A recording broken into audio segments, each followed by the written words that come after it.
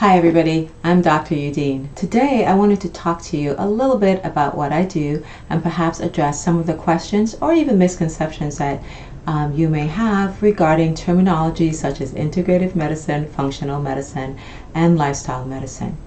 So first of all, I wanted to start off by quoting a statistics of the World Health Organization. They believe that lifestyle contributes to about 80% of chronic illnesses and about 40% of cancers. And they believe that addressing lifestyle factors such as diet, exercise, lifestyle habits and conditions, and mental and social health can go a long way, not only towards preventing chronic illnesses, but also if you do already suffer from a chronic illness, can significantly improve, and you can still have benefits from making some lifestyle modifications. So that is primarily where lifestyle medicine comes in. It talks about the different factors that could impact your different arenas of health. And functional medicine talks about how the body functions in different areas and are those functions working appropriately. So for example, we have a detoxification function that's often called biotransformation and elimination, and what that basically means is that anything that's processed through the body first has to be transformed into something that's removable, and then the body eliminates it, and that could be via the stool, the urine, etc. Then we have an energy function, and so how does your body transform energy? How does it take the foods that you eat, put it into the mitochondrial cells, and make it into energy? And are those things functioning well? And all of those things, of course, are dependent on a healthy lifestyle, because lifestyle choices can slow these functions down, interfere with their function, and also poor dietary choices can interfere with the function of that as well. The other things that we may be talking about here is assimilation, and that means, again, how do we digest, how do we process, what is the how is our intestinal tract working, because that is where most of our assimilation occurs. And then defense and repair refers to, of course, how does our body fight off infections, how does our body respond to allergies. Those are all things that fall into that category. So we are looking at functionally how the body works, and when we look at symptoms, we are looking at them to help us to identify what particular function in the body is not working well.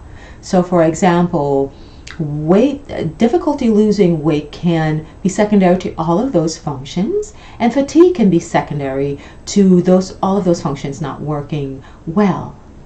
And things like brittle nails can be secondary to assimilation part not working well. So basically we are looking at symptoms, not to help us perhaps even identify a particular disease, even though, again, clearly those conditions do exist, and it helps to name them so we are better able to address them. But it's actually helping us to identify what particular function in that body is not working, and then what things contribute towards that function in that body, and then ultimately exploring to see if those things are causing the issue, if those things are present and causing the issue.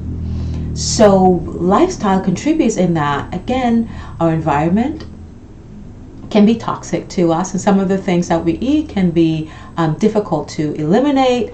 Some of the things that we ingest may be difficult to eliminate, and so things like, for example, alcohol can be difficult to eliminate, and that can affect some processes. So that is the interplay. When we talk about integrative doesn't say we use primarily supplements or it's not supplements versus medication. That is really not the primary discussion here. The discussion that we're having is what is the underlying root cause, functional cause of perhaps your fatigue. Perhaps you don't have a diagnosable disease, but you're tired. So functionally something is not working well, and we try to explore that and to see what that is.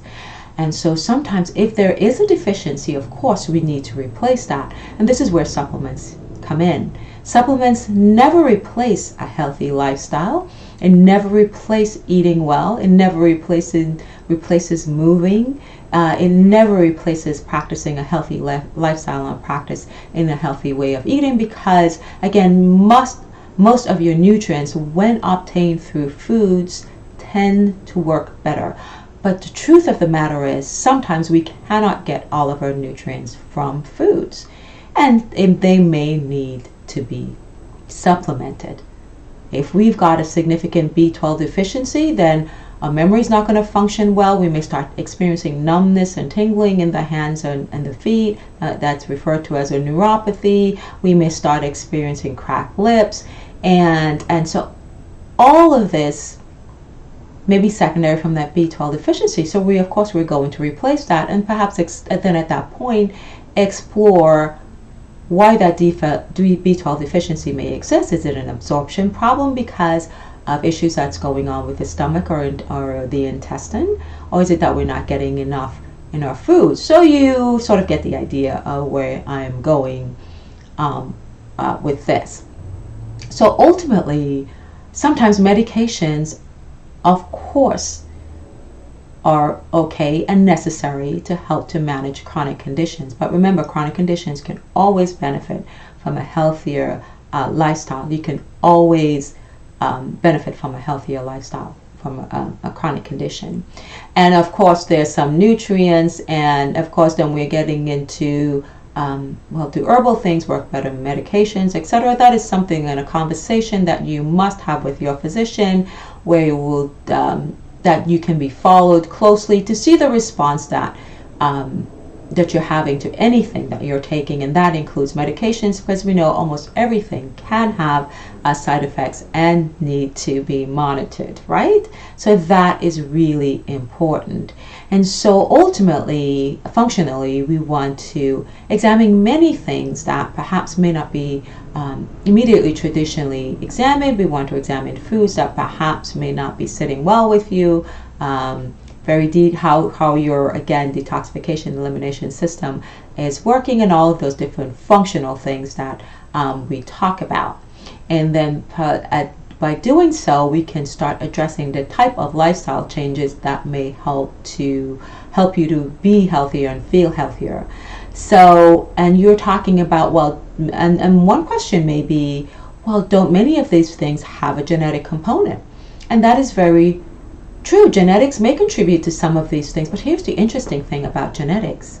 Genetics are can either be activated or deactivated by the environment in which they are placed. For example, certain foods can cause one gene to express in one way, and the same gene, different foods can cause that very same gene to express in a different way. And so therefore, we know that our environment, like the foods that we eat, absolutely talk to our genes and tell them what to do. And so ultimately, that if you have a family history of, let's say, diabetes, be very conscious and ask the questions and notice what type of environment did your family grow up in and experience. Because if you do share some of your genetics, and of course you may not share that particular gene, but you do share some genetics, then you may want to be very conscious about not putting yourself in that same environment that would help that would make that gene express itself in such a way that you develop diabetes or perhaps hypertension. So of course there are other things that contribute to that, and of course that there are some individuals who can have many lifestyle risk factors, such as not eating well and smoking and drinking and not exercising and live to be 100. And there may be those people who practice a healthy lifestyle to perfection and unfortunately are still challenged with some sort of chronic condition. But keep in mind, those are very small groups of people on either side. Most of us, lifestyle is super important to our health. Okay, and this does not mean that if you practice a healthy lifestyle that you do not have to follow up with your physician. Of course you do. You want to know if the lifestyle you're practicing is working for you, right? So you want to know those things. You want to know your blood pressure. You want to know your cholesterol levels. You want to get those early screenings because you want to be on top of your health. This is what we're talking about, being on top of your health. And having the knowledge and the information. And once you have that knowledge and information, then you can make an informed decision about how you want to address that issue. And then you can have that conversation, an honest conversation with your physician about how you want to address that issue. Because if your physician is treating you with one thing and then you're doing something else, those things can be contradictory sometimes. And you don't want to compromise your health in that way. So when I'm asked that, do I believe that things should only be treated naturally or with supplements, I caution people about that. Of course, I do believe that there are some supplements that are helpful in certain conditions. But just like if we discover that somebody has a potassium deficiency, we replace the potassium medically. But we do not give potassium to everyone because everyone may not have that deficiency. Do you understand? So therefore, what might work for your friend may not necessarily work for you. So there is some caution in that.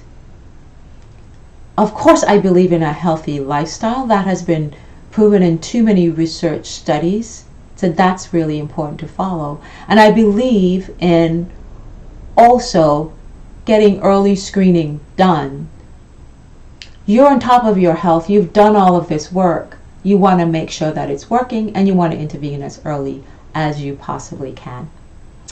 So that is primarily what I wanted to say, and that's a little bit about what I do. And so if you have any questions, please feel free to contact me. Contact information is on the website at drharrymd.com. Or you can absolutely message me your questions, and I'll be happy to answer any questions for you. Until then, follow up with your physician, stay on top of your health, and most importantly of all, take care of yourself, because you cannot take care of anyone else, at least well, unless you too are healthy. Until next time, bye-bye.